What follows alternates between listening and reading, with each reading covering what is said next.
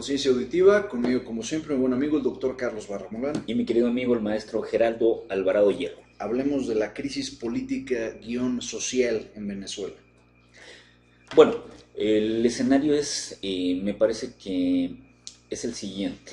Después de que Maduro perdiera la posibilidad de tener radio de acción dentro del Parlamento, que en Venezuela le llaman Asamblea Constituyente, y precisamente de ahí viene la vértebra legislativa, y tener el Congreso en contra y que le permita menos radio de acción a nivel de maniobra política, lo que seguía era tratar de reencauzar esto y que precisamente la Asamblea Constituyente le favoreciera.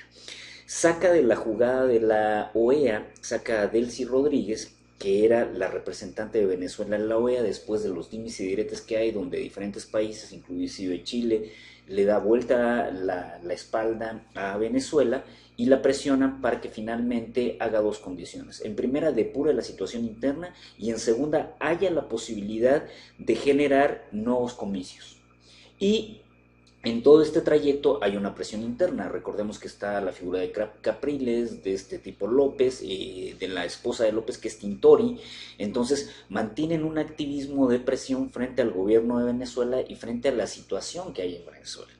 Y la Asamblea Constituyente se acaba precisamente de reformar, y el día de ayer todavía el Vaticano, vía el Papa, le pedía a Maduro que, guardando la situación ante una posible crisis civil importante que llevara inclusive a una guerra civil, le pedía que no echara a andar la Asamblea Constituyente, sino que generara un ámbito de depuración del poder político, y después, si se reacomodaban las fuerzas, ahí echar a andar la famosa Asamblea Constituyente. Maduro no lo hizo, la decretó como tal, ya está en sus manos, ya tiene nuevamente mayoría, y esta condición va a estallar. Es decir, lo que vimos hasta el día de ayer era un clima brutal. Se elevaron los muertos, pasaron en las últimas 2 semanas de cerca de 75 a 100 personas que murieron.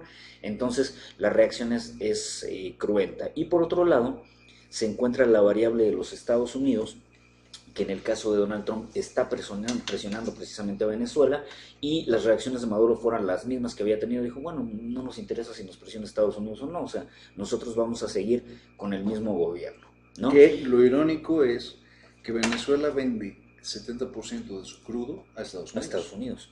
Ahora, hubo un desencuentro también con México, en donde Maduro llama cobarde a Peña Nieto y le dice que es una especie de vendido con el gobierno norteamericano, y hubo ese tipo de roce en la semana también. El problema de Venezuela es, por un lado, político, porque finalmente Maduro fue una persona deslegitimada desde el primer momento en que llegó al poder. Y tenía menos capital político de lo que tenía el chavismo. O sea, a Maduro lo sostiene todavía el capital político del chavismo, pero el chavismo no está enteramente con Maduro. Eso habría que tenerlo ahí también. Recordemos que finalmente Maduro era un chofer de microbús.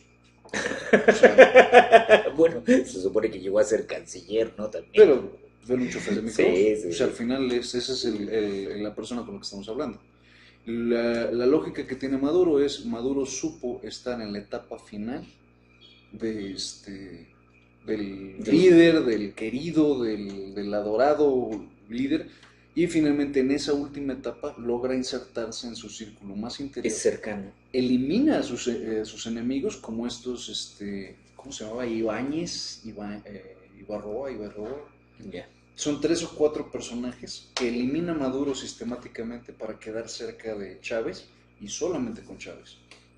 Ahora, ya se veía venir que iba a ser Maduro, desde que vimos a Chávez ya muy degradado, queda Maduro con el poder. Sí, porque más de alguna vez lo suple cuando está enfermo Chávez. Lo que vemos es que Maduro tiene desgraciadamente un trazo que es totalmente vertical. La lógica de Maduro es destruir, es ir directamente contra el enemigo, es nada más eso. No tiene vuelta, no tiene un trazo lateral, no es un caballo en un ajedrez, o sea, es un tipo que no tiene porque no, si revisamos las noticias, no ha habido mayor pronunciamiento de diálogo con la oposición, es decir, que intentara de alguna forma negociar, es decir, no necesariamente transigir, pero sí entrar a negociaciones que le permitiera disminuir la crisis en la que está metido, y no lo ha hecho, al contrario, como que le ha tirado más, con esto de la Asamblea Constituyente le puso más carbón al fuego, ¿no? En 6 u 8 años que lleva este hombre aquí metido, lo Sí. que ha hecho es restar, lejos de sumar. Restar de las alianzas que trabajó Chávez durante el tiempo que estuvo Chávez, o sea, ir restando aliados dentro y fuera de Venezuela. Peor aún, ir reduciendo las condiciones de vida para los venezolanos. O sea, lo que ha hecho Chávez es lo que hace un dictador. Digo, perdón, lo que ha hecho Maduro es lo que hace un dictador. O sea, lentamente ha ido acotando. Venezuela no ha dejado de producir petróleo, no ha dejado de producir grandes cantidades de petróleo, pero los recursos que vienen de esos ingresos petroleros, Maduro los tiene que destinar a seguridad. Y mucha de esa seguridad es su propia seguridad. Y lo demás tiene que ir a otras áreas y a mantener contento cotos de poder al interior del Estado.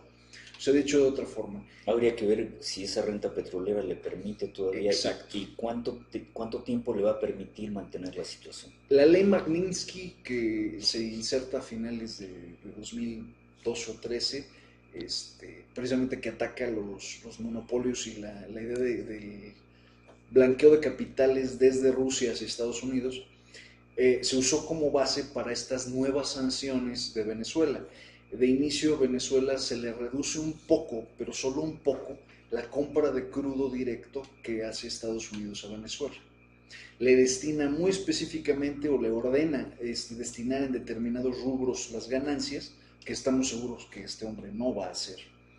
Y finalmente lo que está haciendo es comprar tiempo. O sea, Maduro es un hecho que en algún punto va a tener que caer, y probablemente más temprano que tarde. Lo que habíamos dicho es... Habría que ver si va a caer vía golpe de Estado, Exacto. que fue lo que se manejó mucho en estos días, o si va a tener que dimitir y mandar a comicios, que eso a lo mejor es el mejor escenario para él que enfrentarse a un golpe de Estado en Venezuela. Sí, pero que finalmente el golpe de Estado, él no va a salir vivo, eso es un hecho. Yo creo que O sea, de un golpe de Estado no va a salir vivo. Ese es el único fin que va a tener. Y en caso de que no fuera un golpe de Estado, entonces habría que preguntarse si Maduro tiene lo suficiente ahorrado y si ya hizo algunas migas para poderse a vivir a África o a Suiza o algún país con ningún tipo de extradición, que probablemente quedan pocos para él. No veo que haya un subterfugio donde este hombre pueda irse a meter. está complicado. Muy complicado. Sí, está complicado. Y la otra preocupación sería, ¿qué pasa si Estados Unidos verdaderamente interviene en esto? Porque hasta este punto una de las embajadas que sigue abierta es la embajada de Estados Unidos. Debe tener cuestiones de inteligencia y tiene que tener tratos con la oposición venezolana, yo casi estoy seguro. No ¿Qué creo pasa si en un momento dado Estados Unidos se mete en serio? Porque por cualquier otra excusa se metieron a Granada, a Panamá, estoy pensando Nicaragua, vaya, hay muchos ejemplos, Guatemala incluso, o sea, hay muchos ejemplos de lo que Estados Unidos ha hecho durante los últimos 50 años, y que en un momento dado esto es suficiente excusa. Vaya, hay más petróleo aquí en Venezuela de lo que hubo, de lo que tienen en Afganistán, y en Afganistán tienen 16,000 habría que ver tropas, ahí, ¿no? por eso entonces habría que ver ahí cómo se comportaría la parte que le es leal o constitucionalista a Maduro y que pudiera responder, o sea, que viéramos por vez primera un conflicto enfrentado entre una fuerza castrense con otra, que le pudiera hacer cierta batalla. Eso es interesante. Está complicado, ¿eh? Hay varios escenarios complicados de todo este asunto de Venezuela. Primero, la elección. Estoy seguro que viste que el equipo que se compró para las elecciones venía de Inglaterra. Que el equipo fue montado por personal venezolano, bajo instrucciones de los ingleses, pero que al final no los dejaron intervenir en la última parte, por así decirlo, ni en el cómputo de los votos. Cuando se echan a dar las elecciones y más allá, resulta ser que antes de las 12 del día ha habido a votar 1 millón de personas. Para las 6 de la tarde, el sistema registra más de 8 millones. O sea, dicho de otro modo, vamos a decir que el sistema, dado que es digital y no deja un indicio o una evidencia física de la boleta, reportó casi 7 millones de votos en menos de 4 horas, que según todos los observadores internacionales es totalmente imposible. Claro, o sea, es lo que me está llamando la atención, cómo sufragaron, Efectivamente, no cuadra. no cuadra. Entonces está ilógico el asunto, sí. Y finalmente, bueno, la desaparición forzada que precedió a la jornada electoral. La elección se hizo, si no me falla la memoria, en un domingo, y en un sábado estaban levantando a Capriles, a Leopoldo López Sí, y a 6 u sí, 8 sí, sí. personas en sus casas Sí, sí, sí. antes de que pudieran votar y antes de que pudieran Y pues sale Leopoldo López precisamente en el diciendo video. que sí, claro, que si estamos viendo el video es que pronto él ya no va a estar encarcelado nuevamente, ¿no? Y dicho y hecho. Terrible la crisis en Venezuela. Pues lo único que nos puede quedar es especular qué es lo que lo va a pasar, porque no se ve que nadie quiera meter todavía las manos. El ejército por cualquier motivo sigue siguiendo a Maduro. Por eso, entonces, si el ejército es constitucionalista y Maduro tiene un capital que le permite tener arraigo todavía en la población, lo que se ve es un enfrentamiento civil y el enfrentamiento civil puede prolongarse mucho tiempo. Ojalá esto se resuelva pronto. Bueno, los dejamos con Etas Toné. Este tipo es muy interesante. El video que está linkeado aquí es de Etas Toné tocando en vivo en la ciudad de Praga, la canción que él intituló El Dragón Dorado. Es una rendición a un personaje de Tolkien, del Dragón Dorado dentro del Hobbit. Lo curioso de este señor Etas Toné es que a sus 32 años, sin tener ningún tipo de antecedente de famoso ni nada, se va de su pueblo en Tobruk, emigra hacia Praga y en Praga consigue una guitarra prestada. El hombre toca una guitarra de 12 cuerdas, no de 6, de 12. Esos no los conozco. Vean el video, está interesante. Entonces lo ves tocando en la plaza como si nada y ves cómo se va acumulando la gente. Este hombre se volvió artista callejero por cerca Y de que 4 años. empieza a armarse como un concierto Sí, ahí. empezó a hacer todo un concierto ahí. El tipo se hizo famoso a partir de esos conciertos callejeros y actualmente ya es un artista reconocido, ya tiene 2 discos grabados. Bien. Es fascinante el tipo, véanlo, uno de los mejores guitarristas del mundo, Etas Toné.